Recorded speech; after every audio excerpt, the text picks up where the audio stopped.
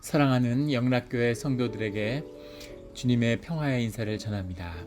오늘 4월 24일 금요일 묵상 본문은 열왕기상 8장 46절로 53절까지의 말씀입니다. 오늘의 본문 말씀은 이렇게 시작합니다. 범죄하지 아니하는 사람이 없사오니 그들이 주께 범죄함으로 주께서 그들에게 진노하사 그들을 적국에게 넘기심에 적국이 그들을 사로잡아 원근을 막론하고 적국의 땅으로 끌어간 후에 범죄하지 아니한 사람이 없다는 것은 우리 몸의 죄성에 대한 주님을 향한 고백이죠. 우리 모두는 범죄를 저지르며 주님 앞에 죄를 범하며 살아갑니다. 주님이 우리의 죄를 사하시고 우리를 의롭다 하시지만 우리가 죄성 가운데 있는 우리의 육체를 벗기 전까지는 죄의 문제는 늘 우리를 떠나지 않죠. 그 죄가 쌓였을 때 주님께 돌이키며 속죄하는 우리가 예배의 자리를 잃어버렸을 때 결국은 다시 우리는 죄의 멍에에 묶이는 것입니다.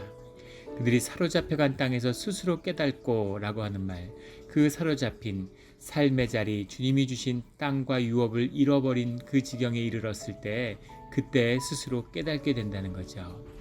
스스로 깨달는다는 말의 정확한 본문의 해석은 자신의 심령으로 돌아오고 라는 뜻입니다. 자신의 심령으로 돌아온다는 것은 거짓된 자, 내가 내 자신이라고 오해하고 있는 것, 세상으로부터 속아서 세상에 보이려고 만든 거짓된 나, 이것을 버리고 그리고 내 자신, 주님이 만드신 참된 나를 되찾는 그 과정을 말씀하는 거죠.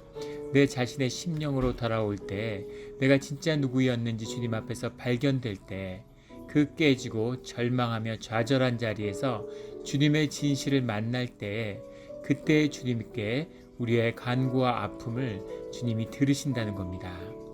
그 사로잡은 자의 땅에서 돌이켜 주께 간구하기를 우리가 범죄하여 반역을 행하며 악을 지었나이다 하며 그 자리에 섰을 때 주님 앞에 나의 진실을 만나고 주님께 우리의 진실을 고할 수 있는 것이죠. 범죄하며 반역을 행하며 악을 지었나이다. 이것이 우리가 주께 들을 수 있는 진정한 고백입니다.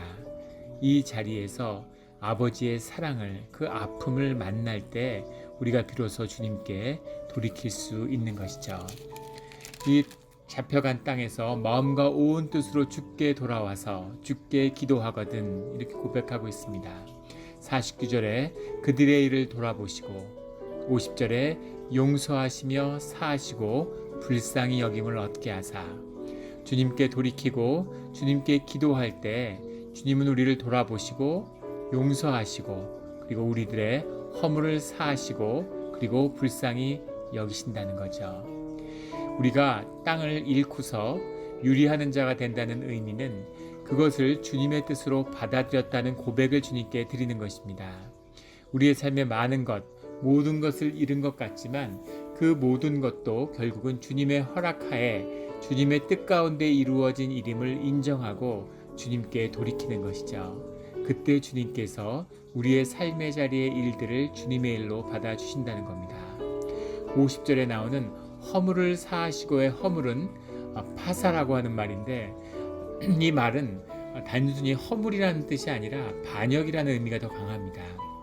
이 말은 주님과의 관계가 어그러져 버린 단순히 죄에서 끝나는 것이 아니라 그 죄의 묶임으로 인해서 주님과의 관계가 점점 멀어져서 그 관계가 완전히 깨어져 버린 그런 상태에 있는 우리의 그 반역된 그 허물을 주님이 사하여 주신다는 거죠.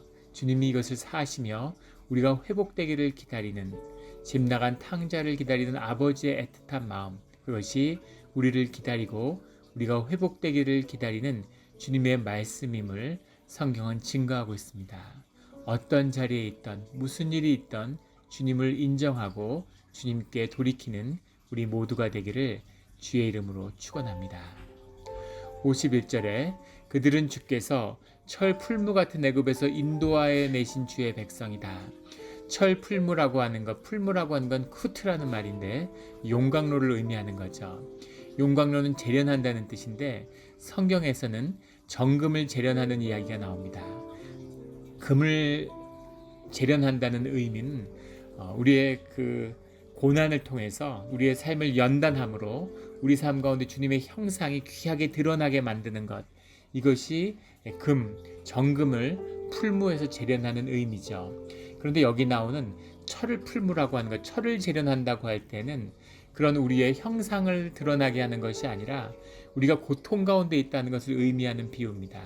그 풀무 가운데 철이 있는데 철을 녹이기 위해서 고온을 가하는 것, 계속된 고통의 연속, 그것에서 나오는 것은 철인데 그 철이 의미하는 것은 우리 삶의 어려움과 고통인 것이죠. 삶의 본질이 고통 가운데 있음을 성경은 거듭 이야기합니다.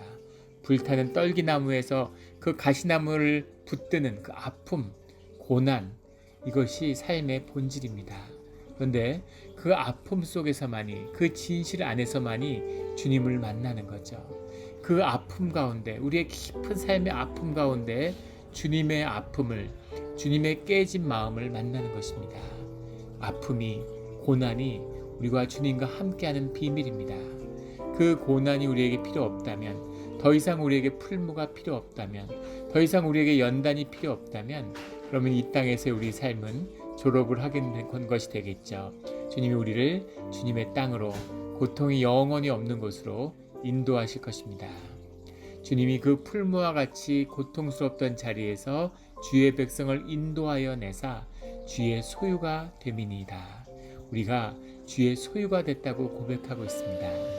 아주 중요한 고백이죠. 크리스찬이라고 하는 것은 주님의 것이란 뜻입니다. 주의 소유가 되는 것, 우리는 주님의 소유가 되고 주님께 우리의 모든 것을 맡겼기 때문에 주님이 우리의 삶을 책임져 주시는 거죠. 주님의 것이니까 주님이 챙기시고 주님이 아끼시고 주님이 보호해 주셔야 되는 겁니다. 우리가 늘 고난의 때 우리 자신을 주님께 내어드리고 또 내어드려야 되는 거죠.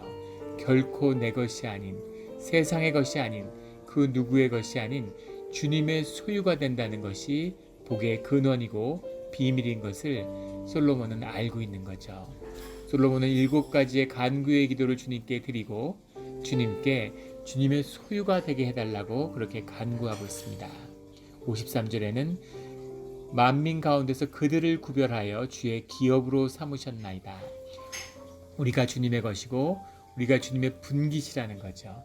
우리를 통해서 주님이 이루고자 하시는 일을 이루셔 가신다는 겁니다. 주님의 사업이 되며 주님의 분깃이 되며 주님의 유업이 되는 그것이 신앙이고 주님의 자녀들의 삶입니다. 이런 놀라운 주님의 은혜를 만나는 것, 이것이 이 땅에 살면서 고난 가운데, 아픔 가운데 우리가 정직하게 주님을 만났을 때 경험하는 일입니다. 이 일의 문이 우리 가운데 열려 있는 것이죠.